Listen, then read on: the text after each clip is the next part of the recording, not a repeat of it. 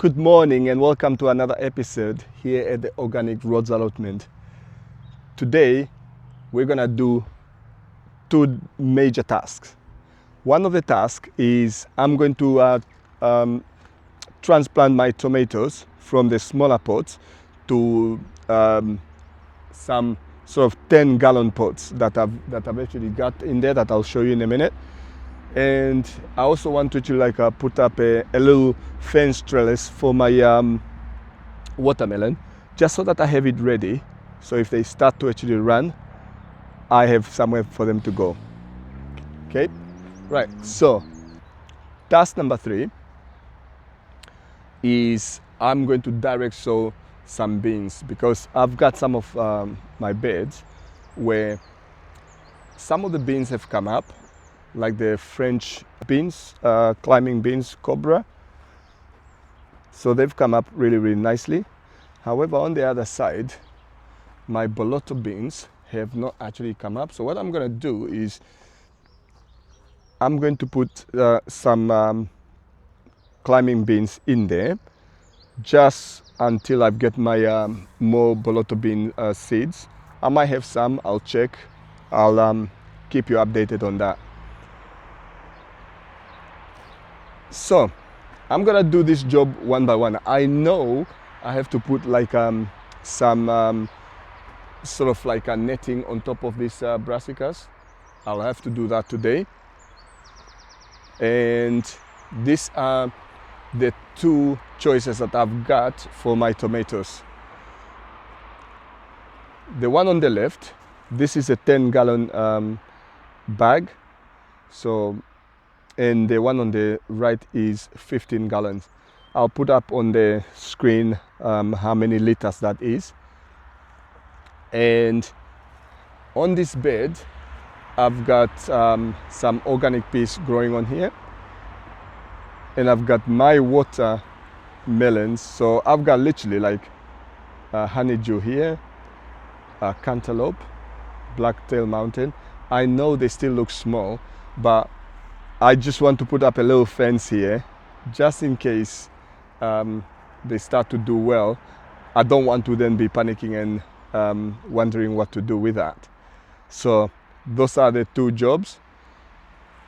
My tomatoes, if we go here in the greenhouse / polytunnel, I've got all those tomatoes. Those tomatoes are way too big for those pots now. So that's why I want them transplanted as soon as possible. I'm going to reconfigure the polytunnel so that on the right here, there will be tomato bags, just like I've done with my cucumbers at the back there. Those are 10-gallon bags, and I think that they will be big enough for the tomatoes.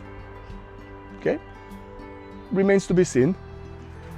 And then if I have time left over, what I'm looking to do is to transplant as many of the tomatoes that I have coming up here, label them, and put them in bigger pots. And there are some cantaloupes here and some watermelon, which I'm going to leave in the polytunnel to just see whether there's a difference growing it outside and in the polytunnel. There's a lot of work to do, so I better get to it. And in between, I might actually sort of like show you what I'm doing, and then yeah, we'll talk about it.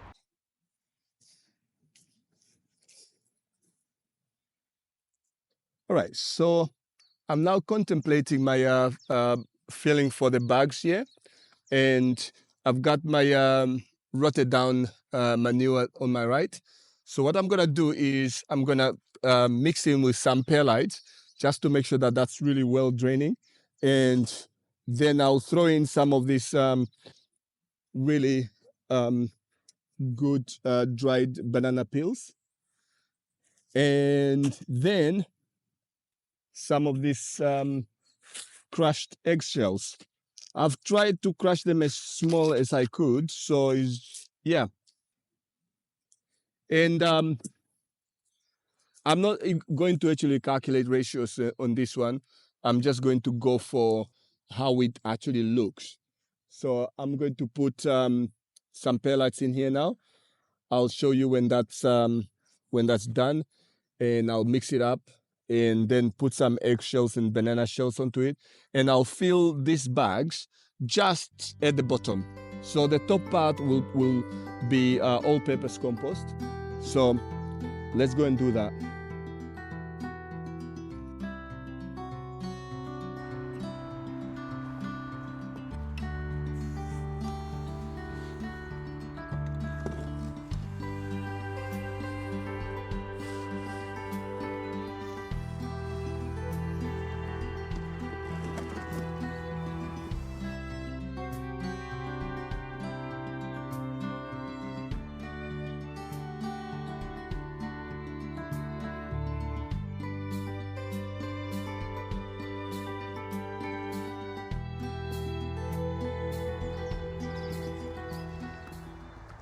Right, I'm gonna fill this bag.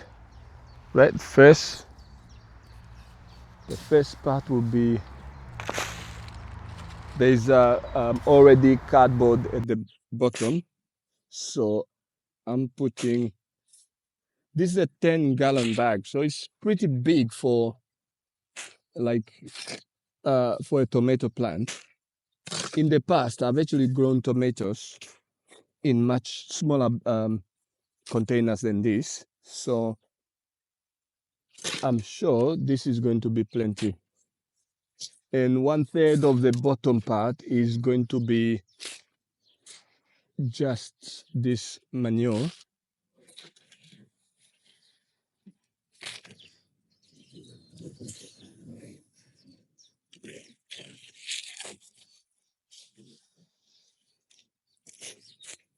Okay.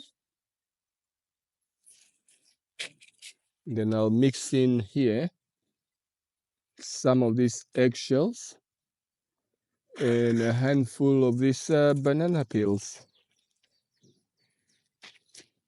Now top up with the all-purpose compost. Okay, so that's mixed in nicely. The next thing I have is this really nice all-purpose compost. So what I'm gonna do is I'm going to mix in some perlite in here as well. Not as much as it was in the rotted down manure, but just enough.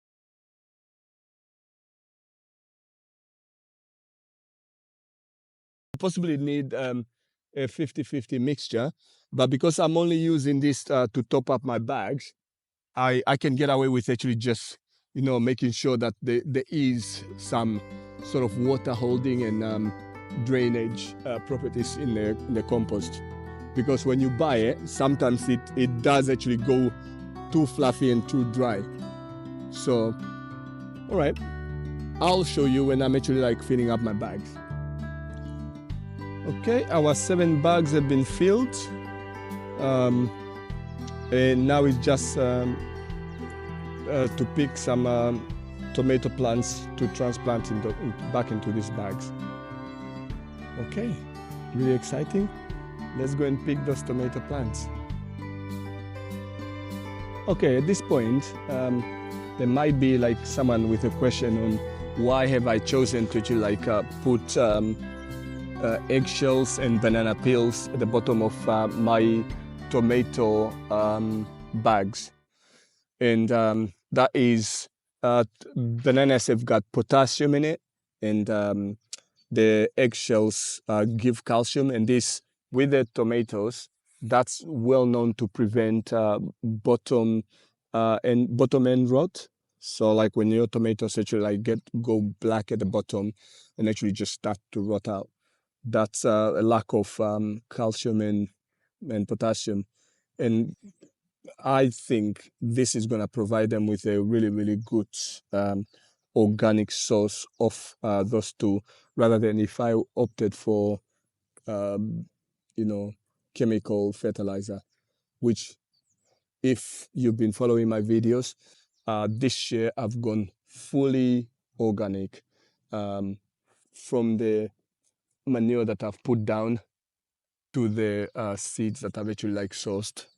I'm trying to actually find out whether it's an economical way of actually like getting my vegetables, and also get all the denser nutrients in plants that actually like grow timely, rather than the one that have normally been hybridized to actually grow faster.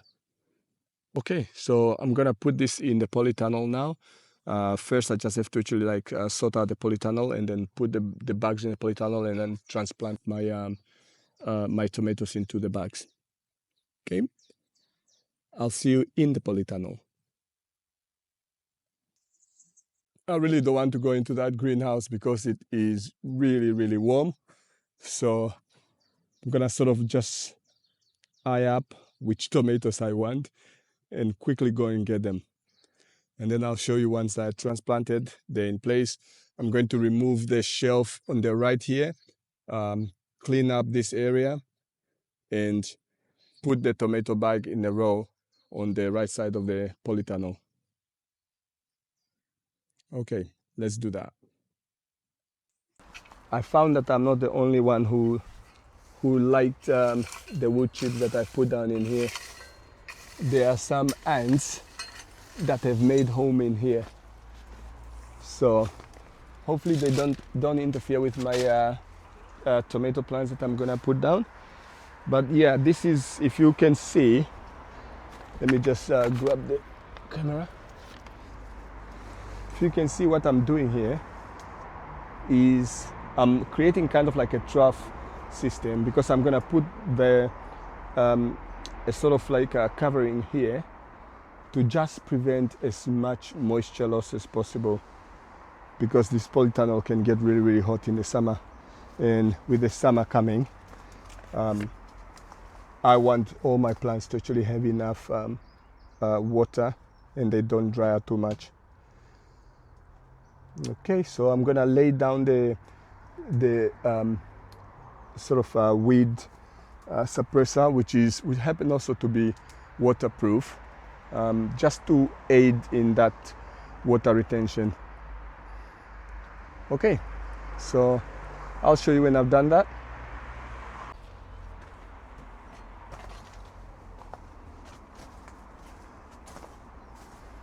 The first thing I'm going to do in the polytunnel, I'm a bit lucky now that the temperature has actually gone down a little bit, is hovering about 30 degrees, and it feels much, much cooler in here in comparison to the 47 degrees it was not long ago.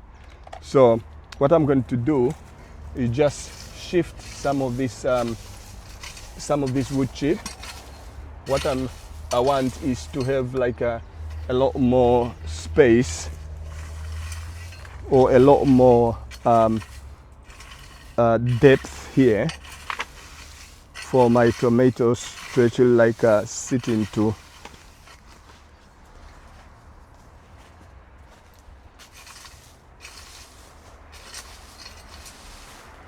Right, it's almost the end of the day, and I've only got one thing to show you before I feed my plants.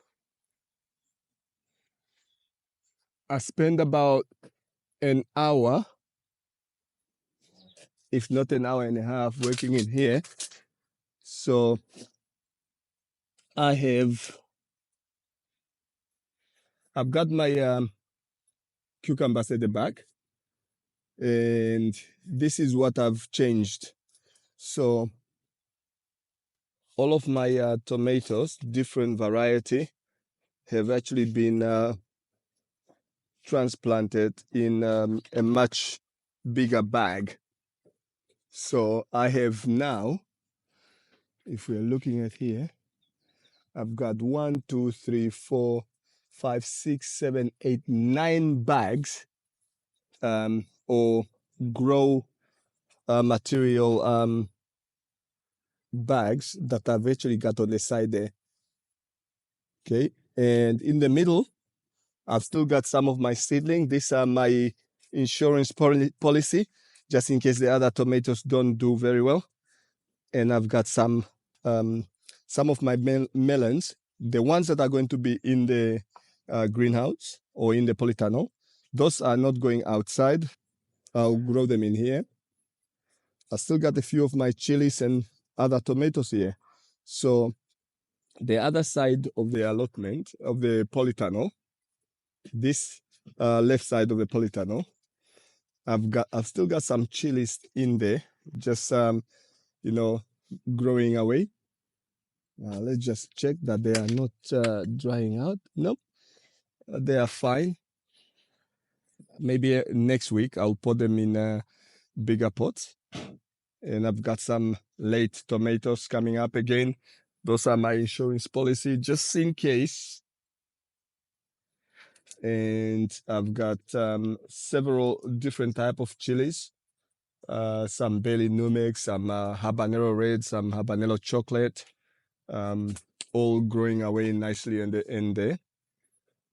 Some late sort of tomatoes again coming up there. Okay, and I've got some celery just coming up. And these potatoes here, I haven't put them in the ground yet. I don't know why.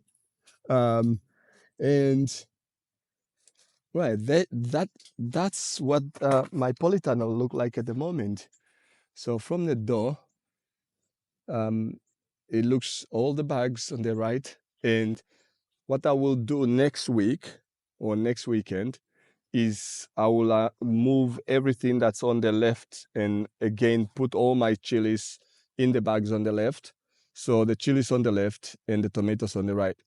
And what's going to be in the middle is just a tray that have all the sort of little seedlings that are either late comers or the ones that I wanted to make sure that they are replacement for any one of those that doesn't do well. Okay. One last job for the day, and the one that I've literally been putting off until the last few minutes of the day, and that is spreading the comfrey tea. That thing smells terrible. So I'm making sure that I'm putting it in and I'm running away. So if someone actually complain about the smell coming from my allotment, then it will be the comfrey tea. Okay, I'm going to dilute it and I'm going to put it on all my plants. Okay, right? Don't know whether I'm gonna show you that, but I might just leave the camera running so you could see that I'm actually running away from the smell. All right, see you in a minute. Okay, the title of this video is my allotment the stinkiest or stinkiest allotment around? So what I've got a container here with some light green liquid, which is a comfrey tea that I've actually recently brewed. It's just brewed for a week, and I'm really terrified to actually open it. I can't even speak. Okay, so I'm gonna put a little bit in here.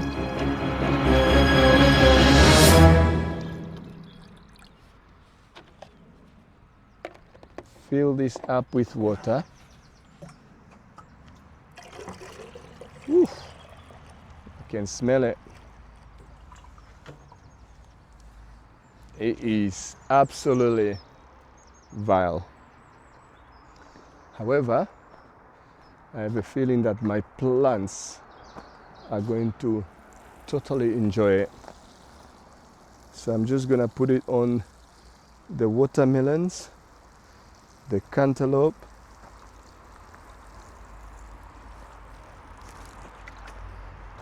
and the honeydew. So I'm not going to put it on everything all at once.